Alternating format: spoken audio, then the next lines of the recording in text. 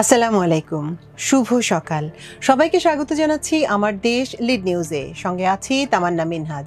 আমাদের আজকের লিড নিউজের শিরোনাম, আওয়ামী লীগের নেতাকর্মীদের হাসিনার নির্দেশ, নিউ ইয়র্ক থেকে কেউ যেন অক্ষত ফিরতে না পারে। নিউজটি লিখে পাঠিয়েছেন নিউ ইয়র্ক থেকে আমাদের বিশেষ প্রতিনিধি এম এ নোমান। চলুন দর্শক, জেনে নেওয়া যাক লিড নিউজটির বিস্তারিত। যুক্তরাষ্ট্রে সফররত প্রধান উপদেষ্টা অধ্যাপক মোহাম্মদ ইউনূস ও তার সফর সঙ্গীদের সরাসরি আক্রমণের নির্দেশ দিয়েছেন ভারতে পালিয়ে থাকা পতিত স্বৈরাচার শেখ হাসিনা। নিউ ইয়র্ক আওয়ামী লীগ নেতাকর্মীদের সঙ্গে ভার্চুয়ালি যুক্ত হয়ে হাসিনা এ নির্দেশনা দেন।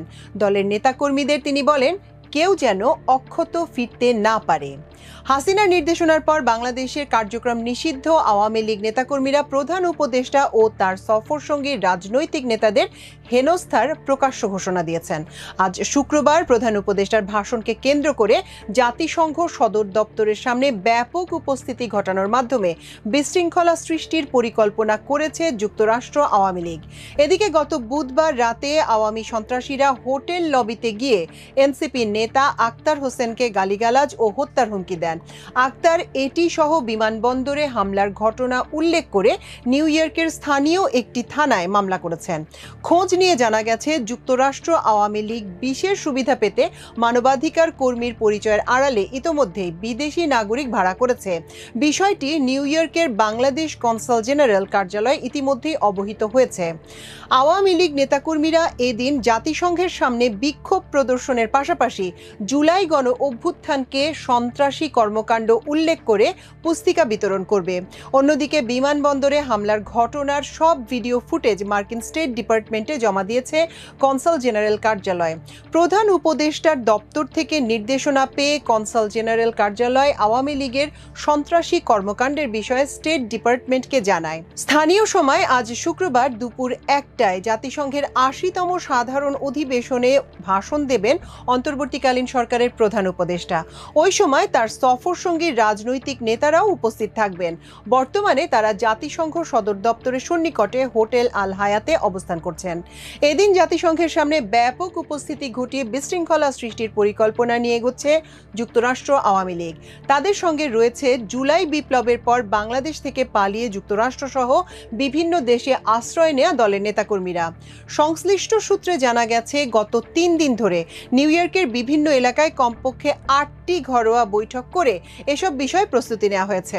নিউ ইয়র্কে অবস্থিত বাংলাদেশের কনসাল জেনারেল কার্যালয়ের কর্মকর্তা, আওয়ামী লীগের একাধিক নেতা ও সভায় অংশ নেওয়া কয়েকটি গণমাধ্যমের প্রতিনিধি আমার দেশকে জানায়, প্রতিটি সভায় ভার্চুয়ালি যুক্ত হয়ে কঠোর নির্দেশনা দিয়েছেন ভারতে পালিয়ে থাকা হাসিনা ও তার ছেলে মার্কিন নাগরিক সজীব ওয়াজেদ জয়। একটি সভায় হাসিনা প্রধান উপদেষ্টা সহ তার সফর সঙ্গী রাজনীতিকদের আক্রমণ করার নির্দেশ দেন। তিনি বলেন, ওরা কেউ যাতে অক্ষত যেতে না পারে, তোমরা সব ব্যবস্থা করবে। সংশ্লিষ্ট সূত্রে আরও জানা গেছে, এসব কর্মসূচি বাস্তবায়নের জন্য যুক্তরাষ্ট্র শাখা আওয়ামী লীগের সভাপতি সিদ্দিকুর রহমানের মাধ্যমে অর্থের যোগান দিচ্ছেন জয় কিছুদিন আগে বাংলাদেশের নাগরিকত্ব ছেড়ে যুক্তরাষ্ট্রের নাগরিকত্ব নেন। জ্যাকসন হাইটস এলাকায় 2 দিন আগে হওয়া একটি সভায় উপস্থিত থাকা নাম প্রকাশে অনিচ্ছুক আওয়ামী লীগের এক কর্মী আমার দেশকে জানান, বৈঠক শুরুর কিছু সময় পর যুক্তরাষ্ট্র আওয়ামী লীগের সভাপতি ভিডিও কল করেন শেখ হাসিনার কাছে। বিমানবন্দরে বাংলাদেশি রাজনীতিবিদদের সফলভাবে হেনস্থা করার জন্য আওয়ামী লীগের নেতাকর্মীদের ধন্যবাদ দেন তিনি। সামনের কর্মসূচিগুলোতেও তিনি ওই দিনের মতোই সফল করতে বলেন। এ সময় হাসিনা বলেন, কোনোভাবেই কেউ যাতে অক্ষত ফিরতে না পারে সে ধরনের পদক্ষেপ নিতে হবে। আওয়ামী লীগের ওই কর্মী আরও জানান, সভাটিতে সিদ্দিকুর রহমানের স্ত্রীও উপস্থিত ছিলেন। শেখ হাসিনার নির্দেশনায় আপত্তি করে তিনি বলেন, আইন ভাঙা যাবে না, আইনের ভেতরে থেকেই সর্বোচ্চটা করতে হবে। এ পর্যায়ে শেখ হাসিনা চিৎকার চেঁচামেচি শুরু করেন। তিনি বলেন, ওদের অর্থাৎ অন্তর্বর্তী সরকারের জন্য আবার দরদ কিসের? ওরা আইন দেখে আমাদের মারছে নাকি? ওরা তো আমাদের কিছুই আর বাকি রাখে নাই, ওদের একটারেও আমি ছাড়ব না। ওই সময় শেখ হাসিনার বক্তব্য ও আচরণ অসংলগ্ন ছিল। নিউ ইয়র্কের বাংলাদেশি অধ্যুষিত এলাকাগুলিতে মহড়া দিচ্ছেন আওয়ামী লীগের নেতাকর্মীরা। এতে অস্বস্তি বোধ করছেন যুক্তরাষ্ট্র প্রবাসী বাংলাদেশ কমিউনিটির লোকজন। জ্যাকসন হাইটস, জ্যামাইকা ও এলমার্স্ট এলাকায় বসবাসকারী কয়েকজন বাংলাদেশি বংশোদ্ভূত মার্কিন নাগরিকের সঙ্গে কথা বলে আমার দেশ। আলাপের সময় তারা এই ধরনের অস্বস্তি বোধ করার কথা জানান। জ্যামাইকার অধিবাসী ওয়ালিউল্লাহ পাটোয়ারি নিউ ইয়র্কের ফেডারেল সরকারের একজন কর্মকর্তা। আমার দেশকে তিনি বলেন, এখানে জন্ম, বেড়ে ওঠা, পড়াশোনা ও এখানেই চাকরি করছি। আমার পূর্বপুরুষ মানে বাবা মা ও দাদা দাদির দেশ বাংলাদেশ। স্বাভাবিকভাবেই বাংলাদেশের যে কোনো ঘটনা বা সংবাদের প্রতি একটা বিশেষ আকর্ষণ থাকে। ভালো কোনো খবর খুব কমই কানে আসে, যা শুনি সবই হতাশাজনক। তিনি আরও বলেন, প্রতি বছর জাতিসংঘের সাধারণ অধিবেশন ঘিরে নিউ ইয়র্কে ব্যাপক আয়োজন থাকে। বিশ্বের প্রায় সব দেশের সরকার ও রাষ্ট্রপ্রধানরা এখানে আসেন।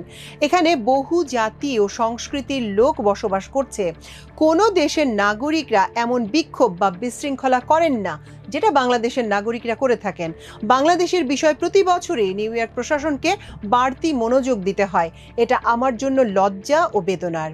এলমার্স্ট এলাকার অধিবাসী লোকমান হোসেন বলেন, সংঘাত ও বিশৃঙ্খলা সৃষ্টির ঘটনা আমাদের অন্য দেশের নাগরিকদের কাছে প্রশ্নের মুখে ফেলে দেয়। জেএফকে বিমানবন্দরে প্রধান উপদেষ্টার সফর সঙ্গী বিএনপি মহাসচিব মির্জা ফখরুল ইসলাম আলমগীরকে নাজেহাল ও গালিগালাজ এবং এনসিপি নেতা আক্তার হোসেনের উপর হামলার ঘটনার বিষয়ে কার্যকর পদক্ষেপ নিতে কনসুল জেনারেলকে ওই দিনই নির্দেশ দেন প্রধান উপদেষ্টা। মার্কিন স্টেট ডিপার্টমেন্টকে বিষয়টি জানানোর পর তারা ঘটনাস্থলে সিসিটিভি ফুটেজ পর্যালোচনা করছে। পাশাপাশি বাংলাদেশ কনসুল জেনারেল কার্যালয়ের সব ভিডিও ফুটেজ সংগ্রহ করে স্টেট ডিপার্টমেন্টে জমা দিয়েছে। কর্তৃপক্ষ তাদের নিজস্ব আইন ও পদ্ধতি অনুযায়ী কার্যকর পদক্ষেপ নেবে বলে কনসুল জেনারেলকে জানিয়েছে।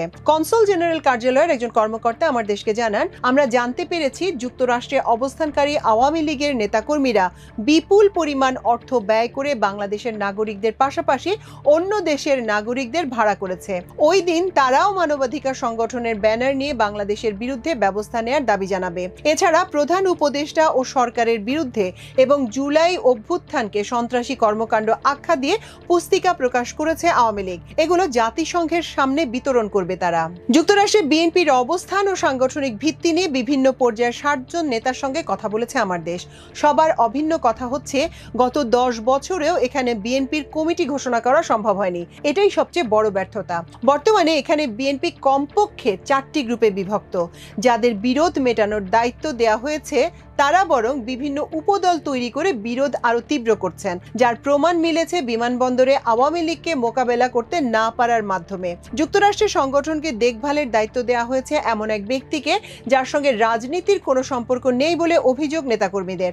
তারা জানান, ওই নেতা বাস করেন যুক্তরাজ্যে। এ বিষয়ে তীব্র ক্ষোভ প্রকাশ করে বিএনপির যুক্তরাষ্ট্র শাখার এক নেতা বলেন, আমাদের দলের মূল সমস্যা হলো বাংলাদেশে। সেখান থেকে স্থায়ী কমিটির কোনো সদস্য দায়িত্ব নিয়ে যুক্তরাষ্ট্র বিএনপিকে বাঁচাতে পারেন। যুক্তরাষ্ট্রে বিএনপির সোনালী অতীত রয়েছে, এখন অবস্থা একেবারে বাজে। দর্শক, আমাদের আজকের লিড নিউজের আয়োজন ছিল এই পর্যন্তই। আগামীকাল সকালে ইনশাল্লাহ আবারও আরেকটি লিড নিউজ নিয়ে আপনাদের সঙ্গে দেখা হবে। সে পর্যন্ত আল্লাহ আপনাদের সবাইকে ভালো রাখুন, সুস্থ রাখুন, সমৃদ্ধ রাখুন। এতক্ষণ সঙ্গে থাকার জন্য অশেষ কৃতজ্ঞতা। আল্লাহ হাফেজ।